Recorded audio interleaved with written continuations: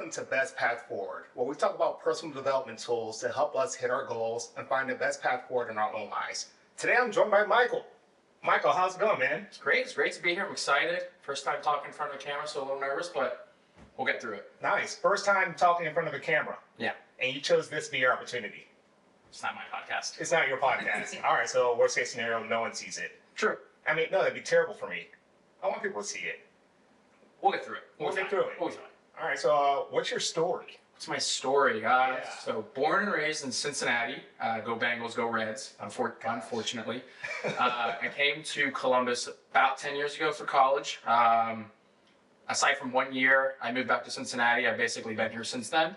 Lived in Grandview, the Short North. I love all of it. Love the scene. Love living down in the Short North, being able to walk everywhere.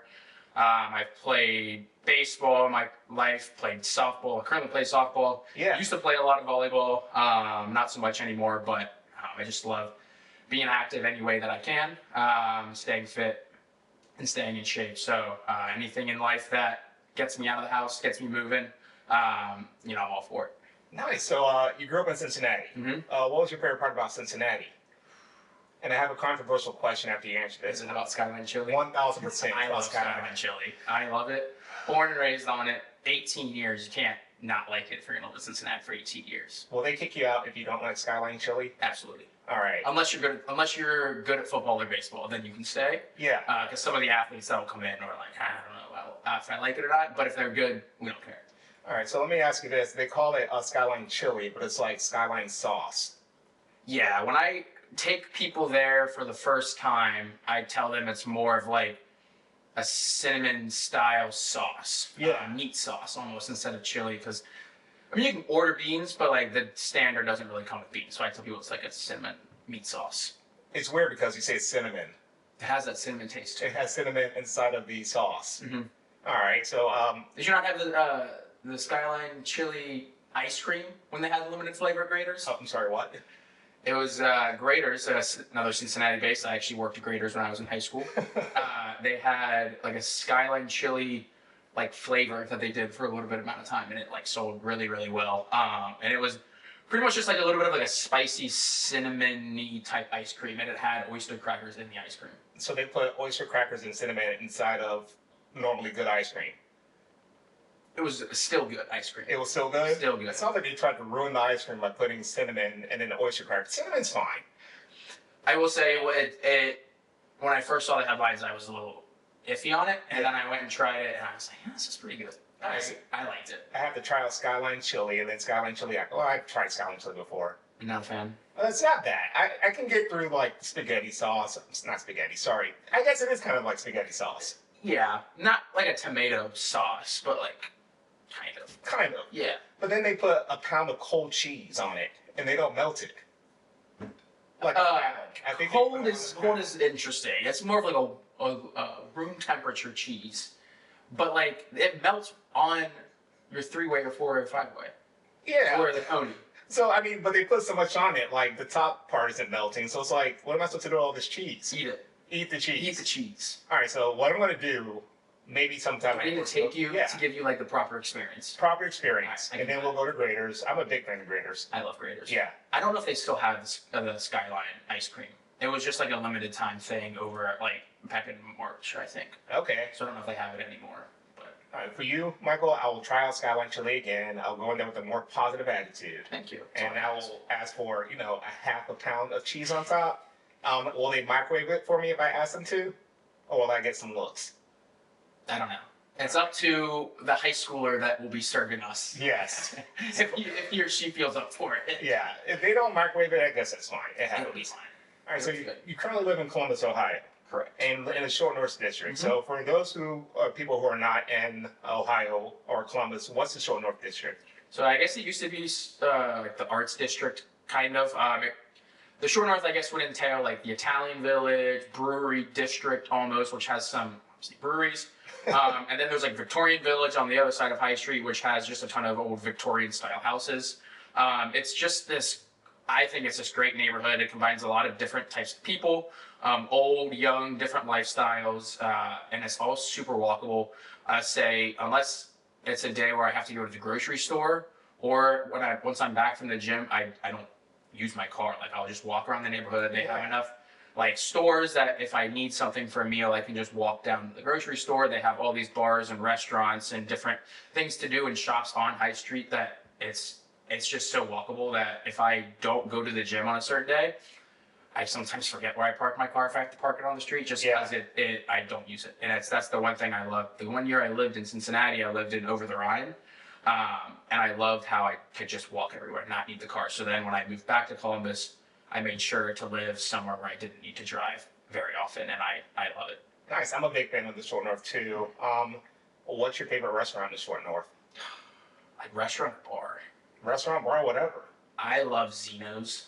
It's on 3rd and maybe Harrison. I was thinking 3rd and Harrison. Yeah, I get those side streets mixed up, but it's like the sports divey type bar, not like a super dive bar like a Twos for any old Ohio State people, but it's just like an old sports divey bar that has great vibes, great food. Buffalo chicken wrap, #1, what I recommend there. Tons of TVs. We try to go there for like Ohio State games if we can. It's tough because it will get packed really early. Other than that, I would say I like. I can't even think of the name. Hubbard Grill, I think is what it is. Yeah, I love. They have a really good happy hour. It's pretty cheap stuff. I honestly, you can't go wrong with the majority of the places on High Street, I think. Nice. I think that's a ringing endorsement for Columbus. I'm a big fan of also Zeno's and then also Hubbard too, especially happy hour. Yeah, it's great. It's super cheap stuff. A bottle of wine at their house is like $10. Can't go wrong with it. What? You can't go wrong with it. It's cheaper than most drinks places. Like a cocktail drink would be like $14. That's why I like their happy hour. I also I love Bud Dairy because I love the rooftop. I love a good rooftop, and they just have so many food options. You can go with a group, and even if people don't want to eat the same thing, they're covered, and it's just a great view. Nice, man. It sounds like you're thriving in Columbus. I'd love to see it. I like it. And so you also mentioned that you kind of do a lot of athletic stuff. And I think that's how you and I met, is at the gym. Correct. Yeah. And so what's been one of your most recent famous athletic feats? August of 2024, I completed a sprint triathlon. I had always been interested in doing one. So a regular triathlon is, I don't know the kilometers for it. I think it's judged in kilometers, but it's about a mile swim, a 25-mile bike ride, and then a 10K. Okay. So a sprint is like half the distance. So it's a half-mile swim, 15-mile bike ride, and then a 5K. I had wanted to do one for a while. During COVID, I sort of piqued my interest as just sort of this new challenge. Yeah. I tend to get up, if I get bored just with like weights, I want to try something new. And so a triathlon was something new because I'm not the biggest runner, so I don't have to worry about running for 3 or 4 hours. It's just a mixture of all the different events. And I wanted to do it one time. I didn't sign up for it. I kind of missed the deadline. And so this time I wanted to, I had to pay for it. If I wasn't going to pay for it, then I wasn't going to do it. So I had to put the money up. I think I signed up for like a year in advance, just so I would be sure that I did it. Put the money forward, and I had a great time. It was so hot. Like, I think we started around like 8:45 because the sprint started after the full length one because otherwise they would just be running into us. Yeah. So we started at like 8:45. Water was great. I did it in Chicago. Okay. So we swam in the lake. Water was great. The bike ride was rode on Lakeshore Drive, so got to have the city to the left on one point, and then like the water to the right, and then you came and turned around. So it was just a great view the whole time. Oh, that's fantastic. And the run sucked. Not the distance. It was like 95 degrees. It was brutal. So they had a lot of water stations. They had people, like fans, were all lined on the sides. Some people had like squirt guns to squirt people, and like water stations. I like didn't drink much of it. I just like dumped it all over me because I was so hot. Trying to warm the body a little bit. Yeah. So that was pretty fun. I wanted to do one this year, but the timing didn't work. I have 2 weddings in August. The event is held in August. Oh, that's a lot. I think it technically would have been a free weekend, but it would have been wedding in Cincinnati, drive to Chicago for the triathlon, then come back wedding in Cincinnati the next weekend. And it's just a lot.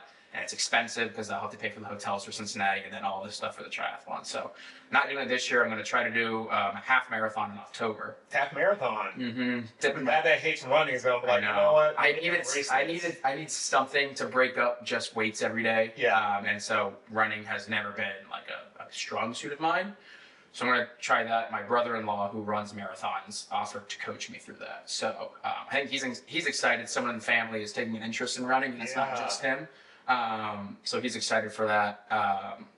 And I've sort of started to train for it a little bit. So you're starting to love running as well? No. I hurt my hamstring, so I had to put running on a bit of a hold. I was doing like 2 miles. I would say I can comfortably do 2 to 3 miles. Yeah.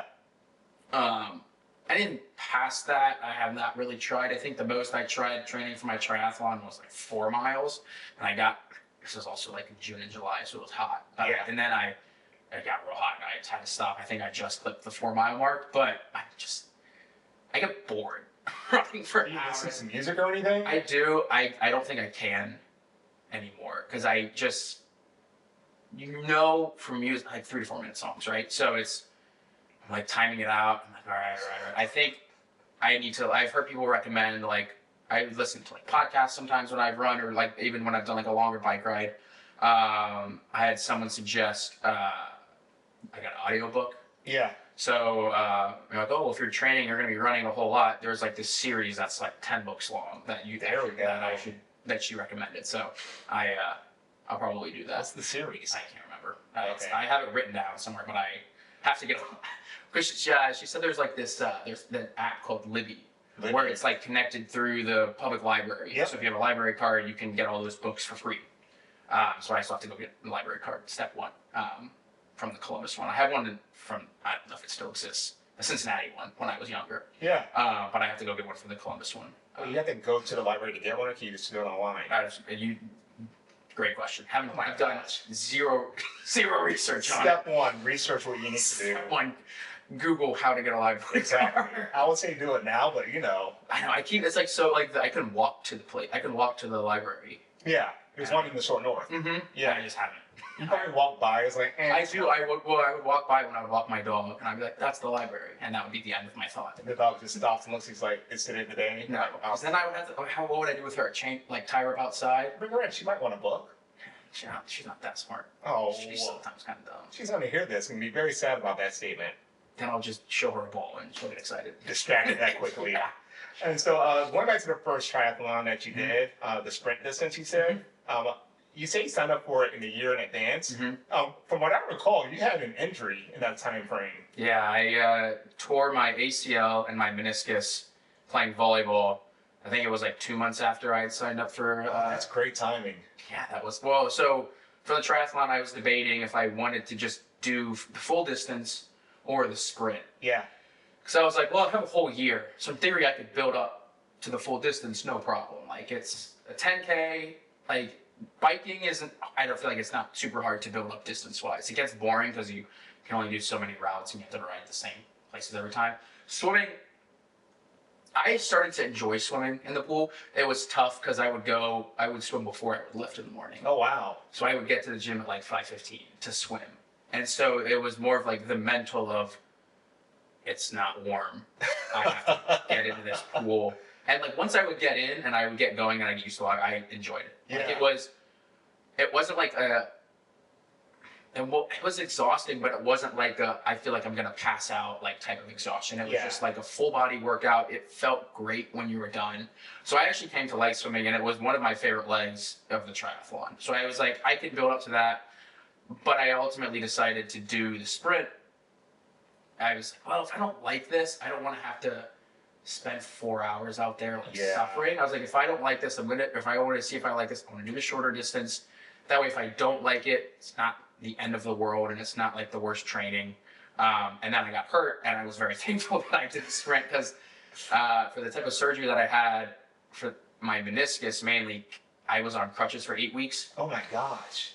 Was it a repair? Mm-hmm. Ah. I guess it was more like 6 to 8 weeks. It was, once you hit like that 6 week mark, physical therapists can make a determination of like where you're at with your quad muscle, because I don't know if you ever had ACL and meniscus surgery, but afterwards, like on my left leg, I did not have quad. Like my entire quad was gone. It was weird because my right leg was still fine, and it was, since I was hobbling around on crutches, it seemed bigger because I took all that force. So I had no quad, so it was all about those first few weeks just building that muscle up, like making sure you can fully straighten your leg. You can start to like bend it backwards, so you have to build that like baseline up before it can start to support your weight. Yeah. So you reach that like 5 to 6 week mark, the therapist can make a decision if they want you to start. Well, it's like it has to be at least 6 weeks, and that's why they can slowly like progressively overload you. So then I think maybe like 6 or 7, I was off just like one leg, 2 crutches. I would then do like, I could walk short distances on like with my leg, but I would have to have crutches to like support me. And then slowly over the next like 2 or 3 weeks, I weaned off the crutches. So I would say probably by week 8, 9, I was fully walking. But so that would put you in like mid-March from when I had my surgery. So I tore it in November, had surgery in January, which was really good for insurance purposes because I hit that out of pocket immediately, and therapy was free. There we go. It was free. So I hit that point. So like March was when I could start walking. I wasn't allowed to start running until June. I had to pass. If anyone's familiar with ACL, that's the machine where they strap you in and they like you have to like kick and pull. Hate it. Worst machine ever. But you have to be within a certain percent strength-wise of your like dominant knee or like your non-injured knee. Okay. It's like maybe it's like I think 20% for your first time, and then to be cleared to return to like sport has to be like 10%. Yeah. So It's so loud you said that. Okay, I'll tell you why for your story. And then... But you have to be 5 or 6 months out from your surgery for them to even test that. Interesting. So I passed fine, but I couldn't start running until middle of June, and triathlon's at the end of August. Oh my gosh. Luckily, I could bike, I could swim, so it was really just that June, or it was just running that I had to build up. And I was like, I feel confident I can build up to 3 miles. Yeah. The worst part was the bike to run, because your legs are exhausted and you have to run. But even when I started running in June, it wasn't like, all right, go out and run. It was like, all right, you can run for a minute, and you have to walk for 4. Yeah. And then it would slowly be like, all right, run 2 minutes, walk 3. And then it was like, okay, you can run 10 minutes consistently and then get stopped. So it was a slow build. I don't think I like started putting actual good miles on until maybe like mid to end of July. And this thing is in August. Mm-hmm.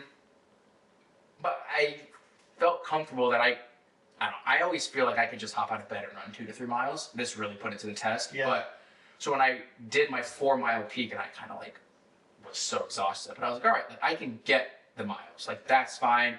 I will say when you're out there in the race and you have all of the other competitors and you have all of the people cheering you on, it makes it a lot easier. Yeah. My mom, she used to do like half marathons too, not anymore, but she would always say, oh, it always felt good seeing the people cheering along the side, even if you don't know them, whatever, because they're all cheering for everyone. Yeah. I'd be like, that doesn't make any sense. Like, why would I care what other people think? It makes sense. Yeah. It was a great boost to see everyone like cheering. It was like lined with people all throughout the day, whereas maybe like a small stretch for the sprint at least, where it didn't have many fans, but it was great to have everyone cheering along. I think that's fantastic. How did you like that's just so incredible that you were able to kind of approach that situation that way. Mm-hmm. You sign up, you have this injury that could just put your whole plan at risk. Yeah. And you're like, you know what? I had this plan. You work with people that were going to help you out, physical Mm-hmm. therapists. You stuck to the plan, and then you did your first ever triathlon. Yeah, and I loved it. I loved it. It was so much fun. So that's why I want to do the next one that I'll do next year will be a full length one. Yeah. And I'm trying to. So I did the sprint with my sister, who had a kid, maybe like 3 months before that. Who are you people? Just having these body things happen right before you go out and just like do things that most people aren't doing. Yeah. That is wild. It was fun to do it with her. So she wants to do it. She said she would do it again next year. She's going to stick to the sprint. I'm trying to recruit my mom to do it. She said she would be interested in doing the sprint, and then I'm trying to recruit my brothers as well. There we go. Active family. You're kind of lighting the path for him. So it's like, you know what? Michael can't do this because he just had surgery. You're like, just wait. time. Just wait and see. And your party said the same thing about your sister. Like, oh, you just had a baby. She's like, just wait and see. Mm-hmm. It was a lot of fun to do it, and it was such a like Chicago puts on. I think it's maybe like the biggest one. They did it so well, and it was great that was the first time. Because it was such like a well-run event, I didn't feel like stressed with a lot of the logistics. Like they told you where you needed to be, when you needed to be there, what you needed to do. So it was nice to take that. So then if I went and did somewhere that's maybe like not as well-run, I'll have like an idea. Yeah. Or like when I go back to Chicago and do it again, it'll be like, oh, this is like cake. I have like nothing to worry about now. I just can focus on the actual race itself. I think that's important, just like when having like a difficult goal in general. It's like the goal itself is probably going to be hard enough to hit. Why make it harder by having like logistical challenges too? So I think that's very impressive that they're able to do that in Chicago. Yeah, no, I liked it, and it was also nice having someone do it with me. So then, as we were going to all of these like learning sessions at the event and like where to place our stuff, I had someone. Like I wasn't just like wandering around by myself. We were kind of together. So nice. What I wanted to tell you, what you taught me is that whole percent thing within 20. As you know, I had meniscus surgery a few months ago, and I did the first strength test, and I was like 72%. And I was like, oh man, so I guess that'd be what, 28% away. And I was like, beat myself up over it, and then I did another strength test like a month later, and I was 80%, so like 20% away. I was like, man, it's wild. I didn't know I need to be in striking distance. I think my physical therapist is playing it slow because he knows I'm a little intense with things. He's like, all right, you need to be at like 90 and above. I was like, okay. And so you saying that makes me feel a little bit better about my own recovery. Like, trust the process. It's going to be a time. it's tough to see when you first start out because it's like, well, I used to do all this stuff, and now I can't. Yeah. It's like in your brain, you want to be like, I should still be able to do that, and it's like the pain is always a reminder because you're like, it's a little bit of a limiting factor. But then having your physical therapist be like, no, like this is the process. Like this is like, they're like, this isn't my first ACL recovery. Like this is what you need to be doing, and as long as you like do your at-home stuff consistently, you'll be fine. Yeah. And so it was kind of like, because I've never, it's a 9-month recovery for ACL. I don't know about your meniscus specifically, but I was like, all right, like you're the pro. Like I'll let you guide the way. Like, and I can't see 9 months out like that. It seems so far, but it really went so fast. Yeah. I think it's awesome that you bring in people to like your crew to kind of help you through that. I think that's pretty cool. Yeah, it was definitely a trying time, but I got through it. So. Oh yeah, you did. So Michael, you have such an impressive background and everything, but we've talked enough about you. So you had homework coming in here. Yeah, I did. What was your homework? I had to provide a date for you to look up for your bike break. All right, so what date did you pick? December 12th, 2023. December 12th, 2023. All right, what's so special about that date? So that is the birthday of one of my nieces. Aww. I know. That's a good birthday. Sentimental guy. Oh, that's good. So what's your name? Claire. Claire. And what did you get her for her birthday last year? Oh, I can't remember. I think it was, I have 2 nephews and 4 nieces. So I can't remember specifically what I got her. I think it was like some blankets or something. Blankets? That's awesome. Blankets. One of my friend's kids, he's turning 5 in August. And so he's in love with Legos right now. And I was like, Caleb, what Lego do you want? And we're looking at Amazon. Those things are expensive. They're not cheap. No, he'll pay with it for like 20 minutes and then they'll be out $90 for a Lego set. I'm like, cool. But he'll enjoy them for that time and then it's worth it. Is it? I think it is. I mean, to make the kid happy, I guess. Yeah. I don't know. My siblings will always be like, don't spend too much. I'm like, I'm not going to. But I'm the uncle. I know. I'm the one that can spoil them without any repercussions. At all. You have to deal with the kids. Yeah, I know.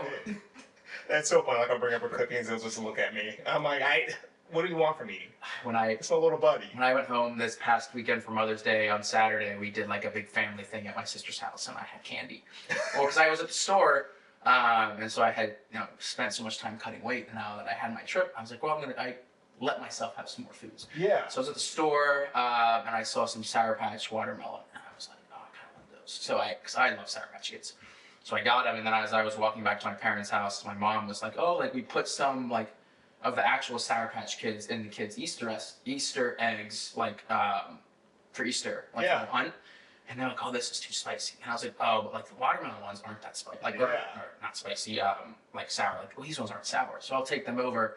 And they loved them. And they kept coming back. They're like, oh, Michael, can I have some more? And I was like, not my kid. Here you go. My sister just like gave me death stares. My sister was like, they're hyper because of the candy. And I was like, that sounds like a parent problem. not a fun uncle problem. Oh my gosh, you're that uncle. Oh, you're the saboteur. I already told them I'm gonna get, because we're going on vacation in June. I'm gonna get one of the 5-pound bags, and I'm gonna bring it to the house so they can all have it. Oh my gosh, you're setting them up. But then they're like, but you're gonna be in the house with them, and I'm gonna be like, yeah, but I can leave. You can't. They're gonna make you take the kids with them. They probably will. 100%. Like, all right, we're gonna go run a half mile. Kids like, oh, we love you, and so fast you start running it, then they're gonna hate you. Yeah. And never eat Sour Patch Kids again. That's all right. Nice. More for me then. More for you. All right, so let's take a look to see what this bike brain entry is. All right, so what I'll have you do is I'll have you read the entry, and I'll just kind of explain what bike brains are, if that's all right with you. Yep. There you go. So bike brain is a tool that I use to help process the world around me. Generally, they're broken down into one of three categories: mind, body, and spirit. Mind is about having different rooms in your life. That includes things like the workout room, the triathlon room, or like the weightlifting room, family room. It's where you're dedicating that mental energy at for that time and purpose. The next is body. And body is about taking a holistic approach to how you treat your body. It's more than just calories in and then how much you exercise. It's also about how much you sleep, how you carry stress and anxiety, and even the environment around you can affect your body. And the last is spirit. And spirit is about diving in and reaching out. And so diving in is figuring out what your own code of conduct is, and also figuring out how you want to carry yourself throughout the world. And reaching out is realizing that you can't do this alone. You need a whole community around you to have a successful life. So you took a look at that, right? I did. All right, what'd you think? I definitely can relate to the beginning portion where it's like you heard some news that really set you back. Spoil it before I read it? Oh, I didn't know you were going to read it. I was going to read it. All right, go ahead. Read it. Do you want to read it? Go ahead. Go ahead. All right, here we go. So 12/12/2023. This is a mind entry. And the title is called Laugh Room. And here it is. Have you ever received news that caught you so off guard that you didn't know how to react? Or suffer a setback that threatens to sink you into despair? Or face adversity that seems so impossible to pass that you stop moving? If so, enter your laughing room. Design a room for the purpose of laughing. Negative thoughts find that room nearly intolerable. Watch hope and resilience fill the walls as you live in the laughing room. Laugh at the audacity of life to give you yet another chance to prove how awesome you are. So the next time you face adversity, a setback, or a difficult person, mentally dive into your laughing room. Fill your mind with hope as you plan how to proceed. The truth is, you're eventually going to have to face adversity. Might as well do it with a smile. So it sounded like this kind of hit home for you a little bit. A little bit. All right, why don't you tell me about that? So when I tore my ACL and my meniscus, I was like, well, when I first did it, I knew something was wrong. So I was playing volleyball. It was just a regular play. I had done it thousands of times. I landed on my left leg, which I do all the time, and my knee just kind of buckled in. Oof. And I felt something immediately pop. I thought I had dislocated my kneecap. Oh, so I was afraid to look at it. And then when I finally did, it was still there. So I was like, that's all right. But it was so much pain, most pain I've ever had. I would say I've generally been pretty lucky with injuries. I've had a plethora of sprained ankles from volleyball, but I dislocated a finger once at intramural football in high school. Yeah, in a second there. But overall, I think I've been relatively lucky with injuries. I've never had any major injuries aside from sprained ankles, but those healed relatively quickly. No broken bones. I've been pretty good about it. So I was like, okay, something is wrong. Yeah. Because it was the most pain I'd ever felt. The next day, so I have a physical therapist friend, and I had him come over, or he offered to come over and take a look at it. And as soon as I could barely walk. I should have been a clue. I could barely walk. He came over and he looked at the knee. He was like, oh. And I was like, oh, okay. He's like, you're going to want to. He's like, it was so swollen. Yeah. And he was like, I can do the Lackman's test, the drawers test to see her, but it was so swollen, it was tough. He's like, you're going to need to get that checked out. Yeah. So I was like, all right. So I went to the doctor, got an x-ray, in order to get an MRI. And there was a fracture in one of my bones because of the way that it hit. because the meniscus was destroyed, kind of. There was like a little fracture in the top. I don't remember which bone, but it was like up here. And they're like, that's a common sign of like the ACL and the meniscus giving way because there's nothing to protect the bone. Yeah. So then I had the MRI.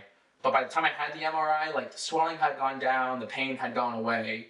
So I was like, oh, maybe it's not that. Maybe it was just a sprain and we're fine. No, there was nothing left to be painful. Yeah. Like the ACL was gone, meniscus gone. So I remember reading the report and it was like fully ruptured ACL. Fully. And I was like, maybe, like still trying to convince myself, like maybe ruptured isn't the worst. And Ruptured is a pretty intense word, Michael. I was trying to delude myself. I Googled it and they were like, Google was like, the only remedy is, I guess like you don't technically need it, but like, they're like surgery. Yeah. Like, shit, all right, well maybe the meniscus, I didn't quite understand the way the meniscus was worded because you can have kind of like repair that's like you're only on crutches for like 2 weeks and then they'll kind of run for 8 weeks. So that was what I was worried about. And so as soon as I got the thing on like my chart, the report was released, I got a call from Western Center. They were like, yeah, we have your results. I think I had an appointment already scheduled for like a day or two away. It was supposed to just be with like the orthopedic doctor that I initially saw that ran the x-rays. And they're like, we're going to go ahead and schedule you with an orthopedic surgeon. Yeah. And I was like, great. At least they were on it. Yeah, they were very good about it. But I was like, oh no, like that's not good what they're calling me, telling me they're upgrading me. That is wild. That's not great. So I was sitting there and he was reading the results and going through the MRI, which I couldn't read. Yeah. I could not read that. He was like, you see this? I was like, sure. Yeah, I'm just going to say yes. I'm going to trust you. You seem like you know what you're doing. He was like, yep, so we're going to have to go ahead and schedule you for surgery. And I was like, so like this meniscus piece, because I knew the ACL, if you're tear yourself, I think you're only on crutches for like 2 weeks. Yeah. Like, it's not super long, still incredibly long recovery. But I was like, so this meniscus, like, what are we looking at? Yeah, what's what's going on there? Yeah, so we're going to, I forget, I think it was like maybe like a full reconstruction. And he's like, it's going to be like 8 weeks on crutches. And I was like, damn. So I had never had any kind of injury that on crutches. And I was like, shit, all right, 8 weeks. And then I was like, and that whole like recovery, he was like, it's at least 9 months. Yeah. And I was like doing the math, and I was like, that like puts me right into that triathlon. I was like, dang, that sucks. Yeah. So it was like really tough, and like even right after the surgery was really tough because it was like going to the bathroom was tough. Yeah. Like it was a legit conscious decision of if I needed to go that bad. Because I'm laying on the couch. I have to then get up, crutch over to the bathroom. I had like massive bandages on and like, everything. And I was like, this is like a chore to actually go to the bathroom. And it was like so demoralizing having to sit down in the shower. Like a little shower chair. I felt like an old person. Yeah. It was pretty tough. Like physically, yeah, just because I couldn't do much, but just like mentally knowing that I couldn't do a whole lot. Okay, so as far as the mindset is concerned, how did you kind of stay positive during that time? It was, I will say, my physical therapist, like constant. Like, so I would see them like once a week. And it was their constant, like, oh, like you're really showing signs of improvement. Because like I would stay, because I couldn't do the gym. So all of the at-home exercises, it was my workout for the day. Yeah. Like, I would still wake up kind of early. And I would just do my morning exercises. And then, so it was like that drive of, well, I still have this goal. Like, and I had talked to them about it. I was like, I have like a triathlon. Like, what do you think? And they're like, it'll be tough, but like, you could do it still. Like, the running will be the hardest part just because of the limitations and when we can clear you. But you'll be good enough to like start swimming and biking. So it was like, all right, there's a light at the end of the tunnel. I just now have, like, that's what kept me so consistent with doing all the home exercises, was that I had this goal. And I knew if I kept working at it, I could get there. So even though it was like, I have all these physical limitations, I was like, in my head, I was like, I can do this.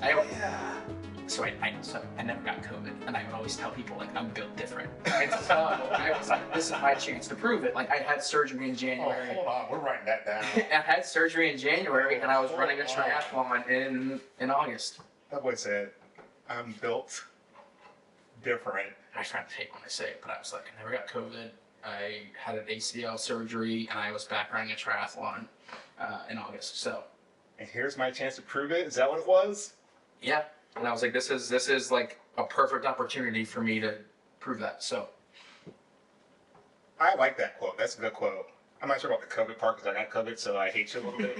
I probably probably had. I never tested positive. I tested because all my nieces and nephews were so young, so whenever I would go see them, I would test myself negative, 7 for 7. I hate you. I took a COVID test, so I was like, I think I have COVID. And then before I got back to my car, I'm like, hey, you have COVID? I was like, can I at least open my car door first? And tell you one thing about medical professionals, they're quick to tell you news. So like in the early stages of, so I went on a cruise in March of 2020. Oh boy. And people were like, as the cases started to rise, people were like, are you gonna like cancel your trip? And I was like, are you gonna give me the $1,200 that I spent on this trip? And they're like, no. And I was like, we're going on that trip. So I went and I got tested. Afterwards, nothing. And then I had been exposed to someone.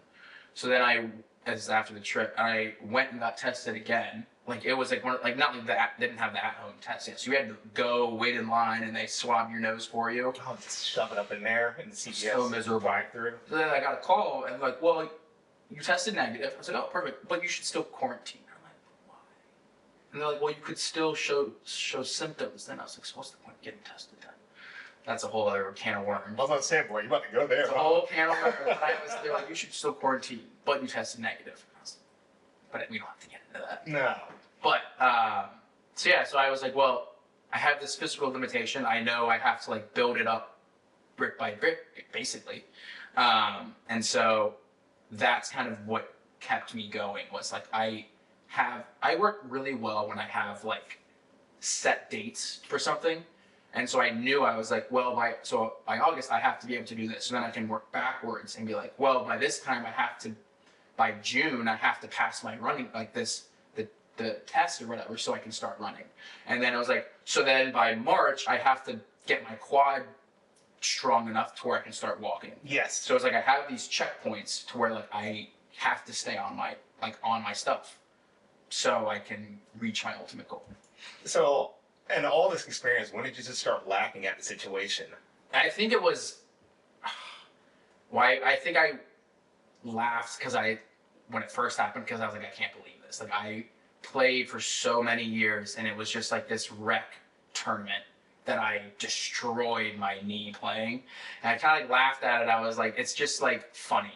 Like if you don't laugh, you'll cry. Yeah. And I was just like, all right. And then it started like when I started to see, so my first physical therapy appointment, my knee was like still so swollen. And even my physical therapist later told me, was like, yeah, like you couldn't like really straighten it or bend it a whole lot. I was really worried about like the progress. And then it was like within 2 weeks, you were like flying through everything. So it was like, I think once I got through the initial 3 or 4 weeks of like, this is like my life now for right now, I was kind of just, and then I started to see all of the improvements. I was like, okay, like this is going to take a while, but like, I got it. Like this is just a speed bump. Yes. So it's like that.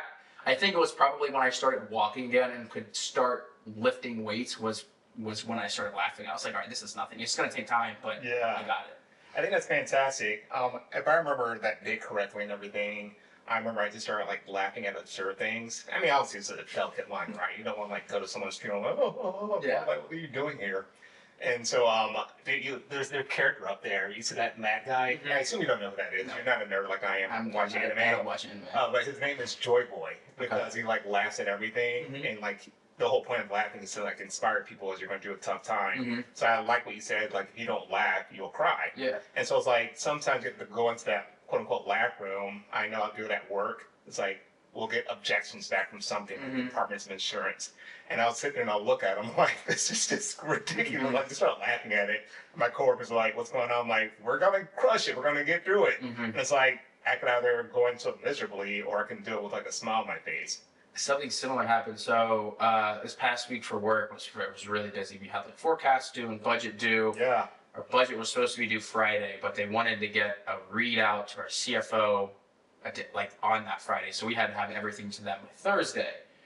So, all right, a lot of work, got it to them on Thursday. Then come Friday, they're like, well, we want to change this, so we need you to redo this. And I just like kind of laughed. I was like, this is just funny. Like, I was like, we just did all that time, and it's now I have to redo everything. So it was like the laugh, so I don't like get real pissed off. And start yelling at you. I just like sat at my desk, and I was like, of course you do. Like, nothing's ever easy. Like, of course you need me to redo everything. Hey, but you're built different. I got it done. You got it done. Got Of course it done. you got it done. Of course I got it done. Yeah. I meet those deadlines. Of course you do.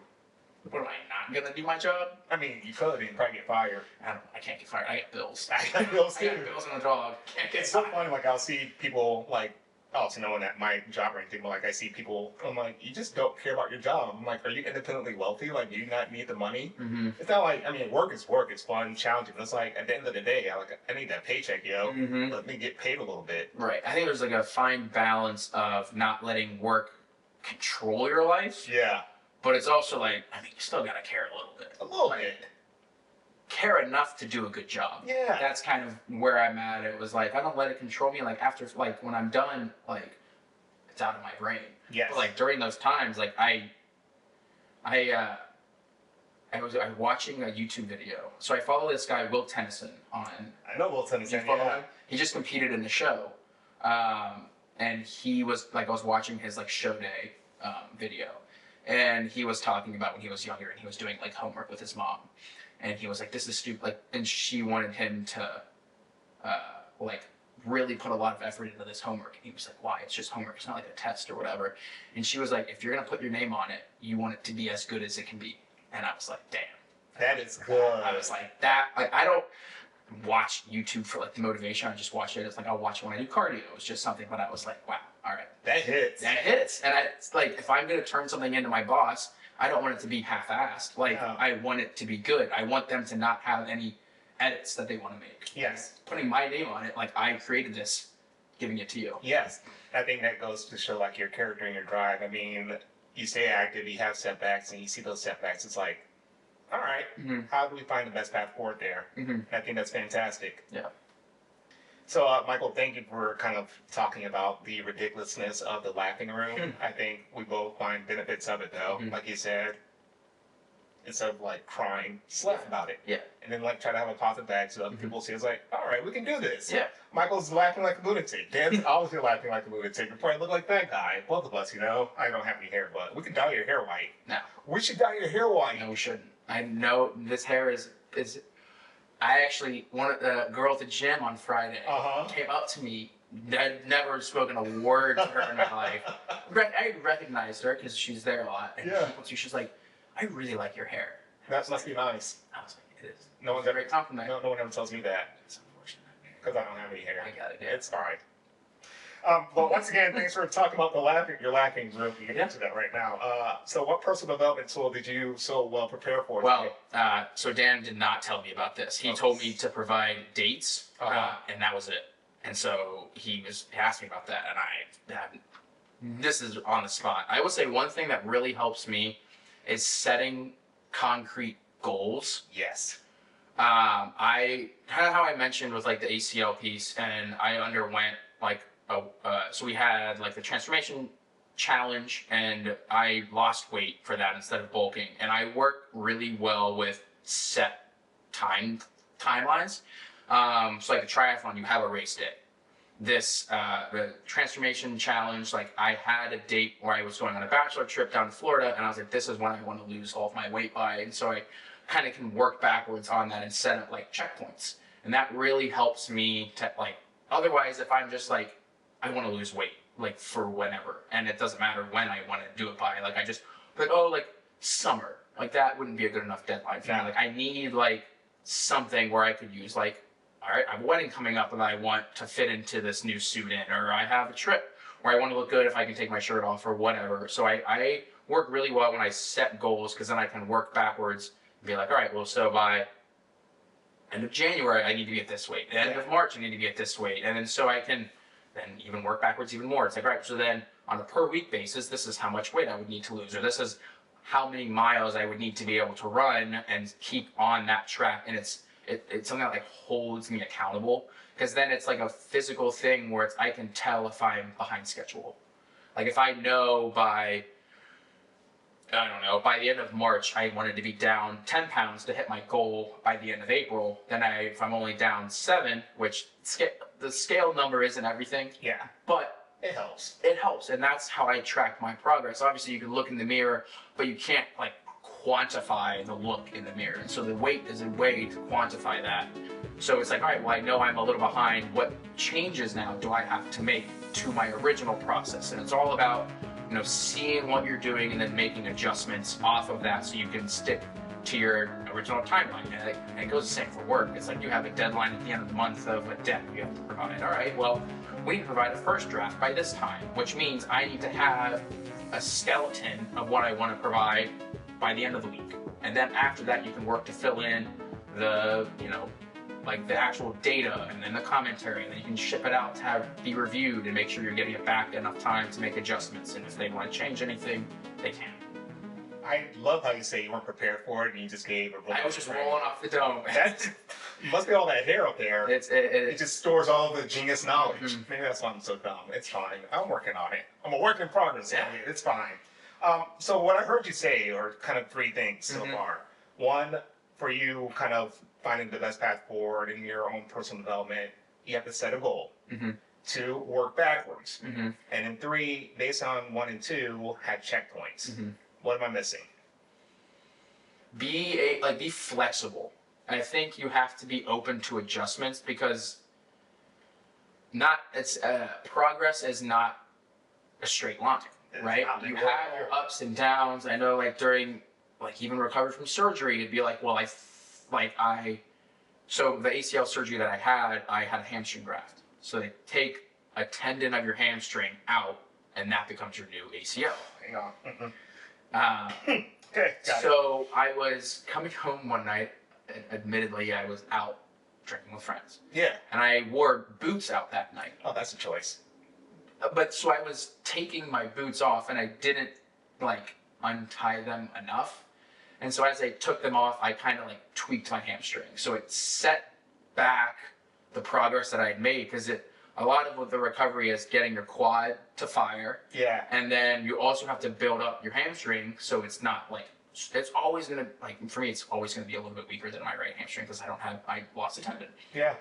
But it's about building that strength up. So then having that little setback of I tweaked it, now it's all right, well, we can't do RDLs because that'll aggravate it. So then it's okay, we can continue with the quad stuff, but now we have to take a detour to work through the hamstring injury. So it's all about being able to adjust to the little difficulties that come along the way. Big difficulties, little, I guess, it can be however big or little. But it's about being that flexible and it's not stubborn my way is the best way. Yeah. Because then you'll find things even in my diet, I was struggling a little bit, and a friend was also going through a weight loss for the trip, and he shared his tips, and I was I'll incorporate some of that, and it really helped me take me to the next level. So it's about that being flexible and not being stubborn to be I know things, but I don't know everything. Oh yeah.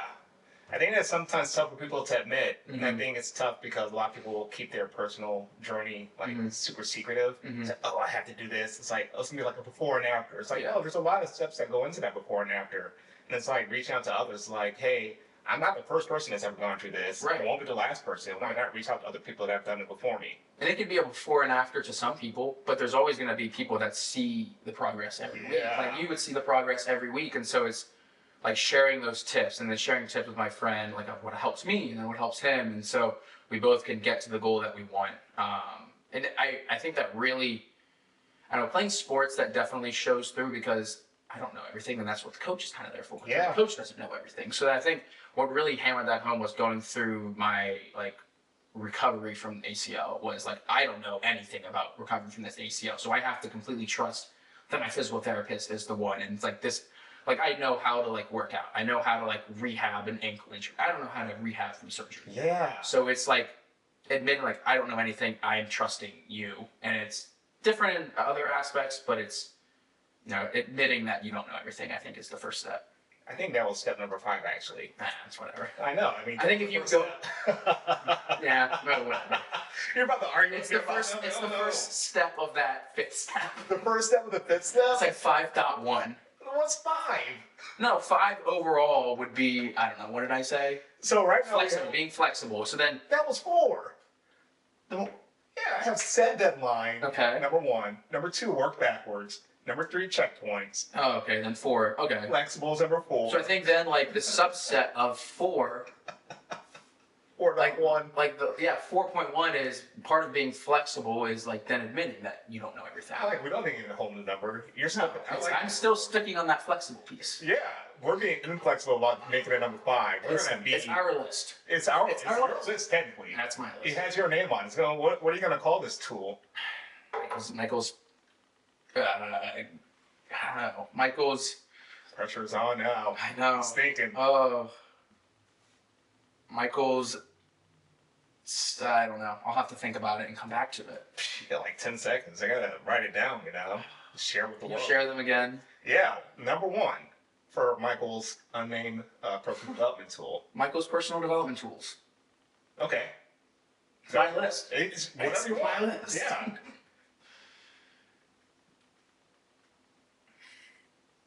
Mint tool.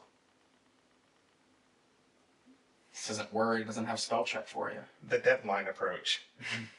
The deadline approach, yeah. See, like Michael's deadline approach. Yeah. Which one?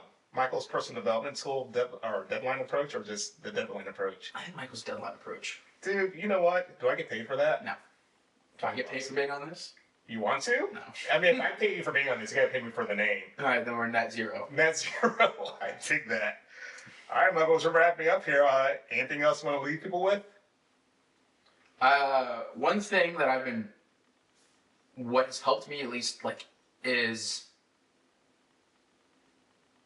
not being afraid to, like, start up a random conversation with someone. Like, I met someone new at the gym, but I didn't, like, meet him new. Like, I've seen him before. His name's Tony. Yeah. Works for Bacardi. Yeah. And so I had seen him and, like, conversed with him, but now I was just like, what's your name? Like, I see you all the time. So, like, I'm trying to, like, be a little more outgoing and, like, just talk to more people if I can. What's the worst they say? Like, F off. Like, it's like, all right, I'll never see you again.